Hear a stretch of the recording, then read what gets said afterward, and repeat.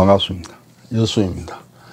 시조를 문성공으로 결정하게 된 그 배경에 대해서 지금 살펴보고 있는데, 오늘은 그 1686년에 발행된 강의보 서문에서 그 두 번째 시간입니다. 강의보 서문에서는 그 왜 시조를 문성공으로 정했는가에 대해서 아주 자세한 기록이 적혀 있습니다. 그 내용을 한번 살펴보겠습니다. 시조를 문성공으로 확정하게 된 것은 여말선초 월당공 가승이 시작이다, 이렇게 보입니다. 그러니까 향리 가문에서 사대부 가문으로 골기한 조상이기 때문에 시조로 삼았다. 여기까지는 월당공 가승에서의 시조로 정한 거죠. 그런데 강희보를 만든 최세영은 그냥 사대부 가문으로 골기한 조상이기 때문이 아니라 과학적인 근거를 추적해서 고증을 해서 시조로 삼았는데, 결국은 그 월당공 가승의 범주를 벗어나지 못한 거죠. 그런데 조선 전기부터 그 17세기까지 가문 통합 활동이 열심히 벌어졌어요. 그런데 그 통합에 성공했다면 문열공이 시조가 됐겠죠. 그런데 결국 문열공은 시조가 안 되고 가문 통합에 실패했기 때문에 문성공이 시조가 됐어요. 만약에 이때 문열공이 시조가 됐다면 문성공은 파조가 되는 거죠. 1686년에 최세영이 강희보를 발행을 했어요. 그래가지고 월당공 가승을 승계를 해서 문성공을 시조로 삼았는데, 그냥 단순 승계를 한 게 아니고 여러 가지 고증을 거쳐서 이렇게 승계를 하게 됐어요. 근데 결정적인 물증은 소윤공 묘갈이었다.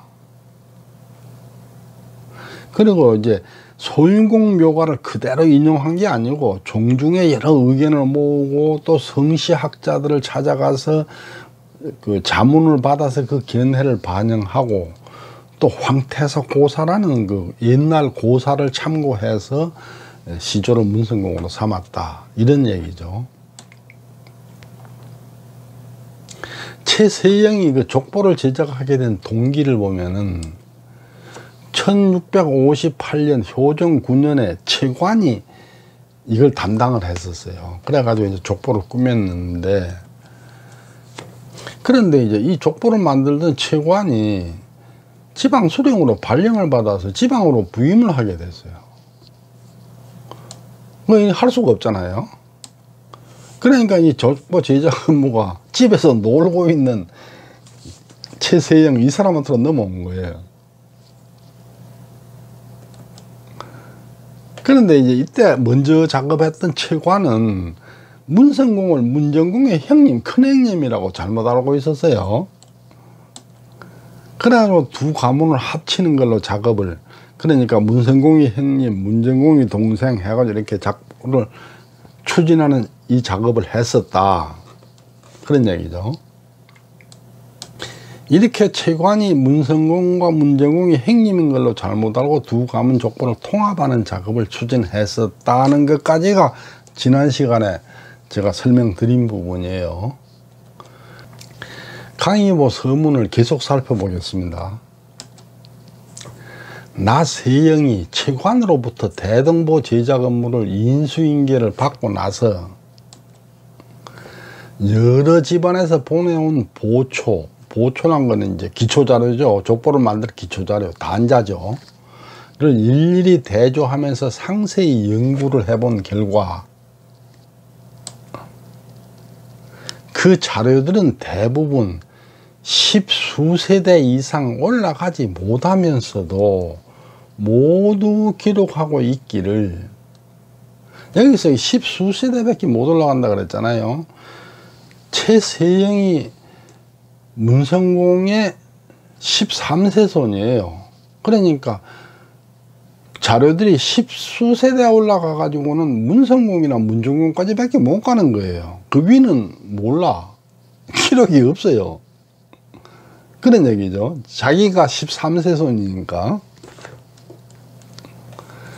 문성공과 문정공을 행제간이라고 기록하고 있었다. 그러니까 사실 문성공이나 문정공 위에 대해서는 그 기록도 없으면서도 두 분이 행제간이다 이렇게 적혀있다 이런 얘기예요. 근데 문성공하고 문정공이 행제가 되기 위해서는 어떤 조건이 맞춰줘야 되느냐. 우선 문성공하고 문정공이 아버지가 같아야 행제간이죠. 아버지가 다르면 행제간이 아니죠. 그런데 문성공의 아버지는 최이평이에요. 문정공의 아버지는 최득평이에요. 이 두 분은 글자가 달라요. 이게 하나는 그 바둑판 평자고 하나는 팽팽하다는 평자예요. 그리고 최이평의 아버지는 최명이에요. 최득평의 아버지는 최정신이에요. 그러니까 문정공, 문성공으로 볼 때는 아버지만 다른 게 아니라 할아버지도 달라요. 그러면 이제 그 다음에 증조 할아버지가 같으냐 이 얘기가 요리돼야 되잖아요. 이 두 분이 아버지 할아버지가 다르다는 얘기는 최소한 6촌. 지금 여기 적혀있는 문성공 아버지가 이평이고 문정공 아버지가 득평이고 이평의 아버지가 최명이고 최득평의 아버지가 최정선이라는 요 기록만 놓고 봐도 문성공과 문정공은 최소한 6촌 이상 먼 관계다는 걸 증명이 되잖아요. 그러니까 문성공, 문정공은 최소한 6촌 이상 벌어지는 거예요. 그런데 어떻게 뭐 사촌간이니 뭐 아버지니 형제간이니 지금 백과사전이나 다른 그 뭐 학자들 논문에 적힌 게 전부 엉터리라는 걸 알 수 있는 거예요. 이 증명이 되잖아요, 이렇게.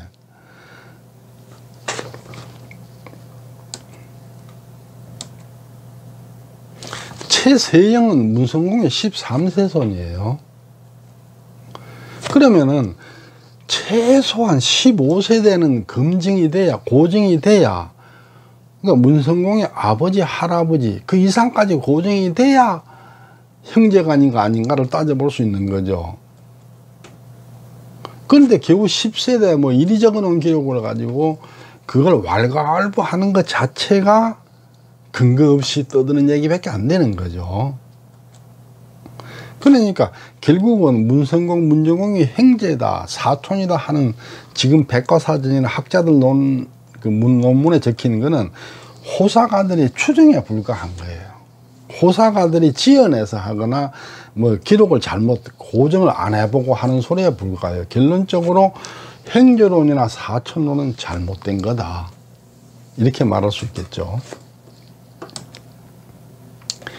그러나 최순작을 문성공의 윗대 할아버지라고 말한다고 하더라도 최순작을 문성공의 윗대 할아버지, 즉 최순작지 칭이 문성상조, 그러니까 최순작을 문성공의 윗대 할아버지 상조라고 한다, 부른다, 이런 얘기예요. 그다지 문제를 삼을 만한 하자는 없다고 생각되었다. 그러니까 문열공 최순작이 문성공의 윗대 할아버지라고 한다 했을 때 문제를 삼을 만한 하자는 없다. 그 말은 아마도 그런 것 같다, 이런 얘기죠. 확실하게 그렇다는 얘기는 못하겠지나 아마도 문열공이 문성공의 윗대 할아버지인 것 같다, 그런 얘기예요. 영상이 너무 길어 여기에서 잘랐습니다. 나머지는 다음번에 올리겠습니다.